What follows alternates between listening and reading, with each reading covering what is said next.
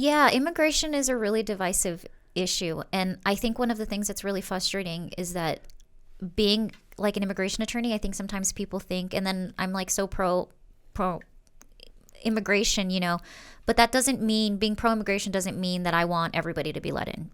I think, and so that's where it gets a little bit frustrating because it becomes this rhetoric where it's like political talk of, oh, well, you're pro immigration, you want everybody to come in, and and it's like, that's why I'm really all about getting facts out there, and I want people really to understand immigration. But yeah, I mean, we just want a system that works. Right now, it's really difficult for me to get, for example, a visa for a musician who could be incredibly talented, because they don't have a Grammy, or they're missing a certain letter or something like that. They won't be able to work in the country and come, play music here, and that's dumb. Especially when you start talking about scientists or engineers or things like that. So we just want a system that works, and right now the immigration system does not work. Like, Will we ever get to a system that works? Can there be something that works regarding this topic? I think as long as we are so politically divided, no. but that could be said about a lot of things, not just immigration. But I think immigration is so divisive, and I think whenever it's become so bad that if you're even a little bit pro immigration, it's like, you want everybody in, and it's like, look, that's not what we're saying. Let's actually have a conversation about it. But I think there's so much misinformation and so much like xenophobia and fear of the other that I don't see it happening anytime soon. I think there would definitely have to be like a rehaul of the entire immigration system, which is okay by me, but it would take a lot of people coming together in order for that to happen. And I don't see that happening as divisive as everybody's been and like political things are right now. Yeah, again, as you're telling me this, like, I remember some friends, the conversation around, again, it depends on the bias that you have, right? The idea that you have that, yes, if you watch news about people, I don't know, immigrants killing others or robbing people, of course, in your head, because that's what you want to hear, that's going to just fuel your opinion, that you have your strong opinion on that, right?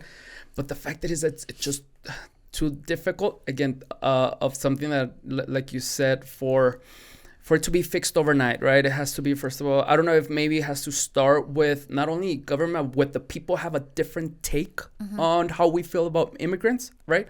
Yeah. The people that are very, I don't know if you said this, but I will say this, pro-Trump, right? The ones that, like, this is the way we should do it, the American way, or whatever it is. What I find as a, what you call it, like kind of like a common point between those people is that people that haven't traveled enough. And the reason I'm telling you this is because I try to travel outside the United States, right? And when you see other people, other countries, the way they suffer, not because they want to, right? You're like, how can we say no? Yeah. But then on the other side, of course, again, there has to be, okay, do you want everyone? Yeah. Like, and it's so hard because I don't have an answer. I don't even have a strong opinion on it because I would like to say I'm pro-immigrant. Different reasons, by the way, which I won't name in front of you. But the fact is that, like, at the same time, putting myself in the other side, like, it's a very difficult subject here. Yeah. I think something for me that I just notice is that, yeah, I think for you to have that point of view, you have to be really like some sort of complete inability to put yourself in somebody else's shoes. And I think it just comes, I think it speaks to somebody's privilege when it's just like, well, why are those people coming here?